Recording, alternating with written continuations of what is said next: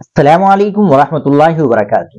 ناظرین اکرام، وقف ایکٹ پر قانونی جنگ بدھ یعنی آج سے سپریم کورٹ میں شروع ہوگی۔ درخواستوں پر سماعت دوپہر 2 بجے سے ہوگی۔ چیف جسٹس سنجیو کھنہ اور جسٹس سنجے کمار کی بنچ اس کیس کی سماعت کرے گی۔ حالانکہ پہلے یہ سماعت 3 ججوں کی بنچ نے کی تھی۔ ایک جماعت نے ترمیم کو غیر آئینی قرار دیتے ہوئے اسے منسوخ کرنے کا مطالبہ کیا ہے۔ اسے مسلمانوں کے خلاف منمانی اور امتیازی سلوک بھی قرار دیا گیا ہے۔ سپریم کورٹ سے ایکٹ کے نفاذ پر روک لگانے کا مطالبہ بھی کیا گیا ہے۔ Congress, J D U, A A P, D M K, C پی آئی جیسی جماعتوں کے قائدین نے بھی ایکٹ کو چیلنج کیا ہے۔ اس کے علاوہ مذہبی تنظیموں اور این جی اوز جیسے جمعیت علماء ہند اور آل انڈیا مسلم پرسنل لا بورڈ نے بھی ترمیم کی مخالفت کی ہے۔ ایکٹ کی حمایت میں کئی عرضیہ بھی دائر کی گئی ہے۔ بی جے پی کی حکومت والی ریاستوں جیسے ایم پی، راجستھان، چھتیس گڑھ، آسام، مہاراشٹر اور اتراکھنڈ نے بھی فریق بننے کے لیے درخواست دائر کی ہے۔ انہوں نے ایکٹ کا دفاع بھی کیا ہے۔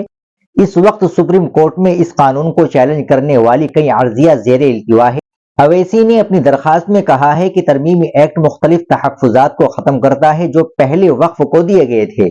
وقف املاک کو دیے گئے تحفظ کو کم کرنا، جبکہ دوسرے مذاہب کے مذہبی اور رفاہی اوقاف کے تحفظ کو برقرار رکھنا مسلمانوں کے خلاف امتیازی سلوک ہے اور آئین کے آرٹیکل 14 اور 15 کی خلاف ورزی ہے، جو مذہب کی بنیاد پر امتیازی سلوک کی ممانعت کرتی ہے، جبکہ پارلیمنٹ عوام کی مرضی کی نمائندگی کرتی ہے۔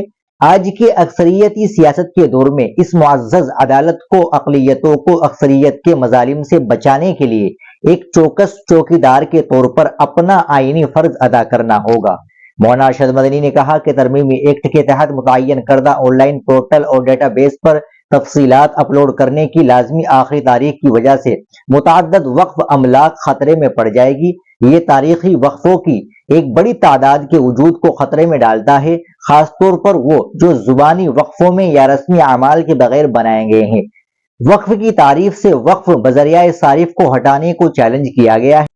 اس میں کہا گیا ہے کہ وقف بذریعہ صارف عدالتوں کے ذریعے تیار کردہ ایک واضح آلہ تھا اور اس کے ہٹانے سے بڑی تعداد میں مسجدوں کو نقصان پہنچے گا۔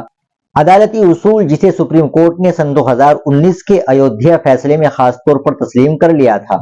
ناظرین اکرام، آپ اس خبر کے تعلق سے کیا کہیں گے کمنٹ باکس میں ضرور بتائیں۔ ویڈیو کو لائک اور شیئر ضرور کریں، چینل کو بھی سبسکرائب کر لیں۔ ملتے ہیں انشاءاللہ اگلی ویڈیو کے ساتھ۔ السلام علیکم ورحمۃ اللہ وبرکاتہ۔